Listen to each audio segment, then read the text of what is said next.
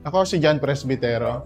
Ako si Roy Presbitero, magpinsan po kami ni Jan. Dati akong call center agent sa Manila, pirmi akong pagal, saka kulang sa turog. One time, nag-volunteer teacher ako sa ALS. Duman ko na-discover ang love for teaching. Naguli ako sa Bicol, tapos naging professional teacher ako.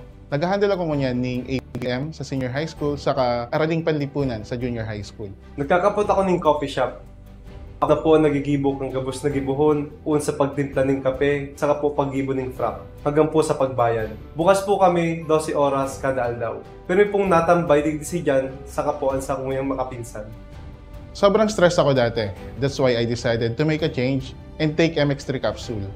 Gusto ko siya natural, low in sodium saka cholesterol free. Dako lang tabang to sako to meet the demands of my new profession as an educator. Kadtong pandemic, mas naging health conscious ako. Kaya tig-try ko na mag-inom ng MX3 capsule.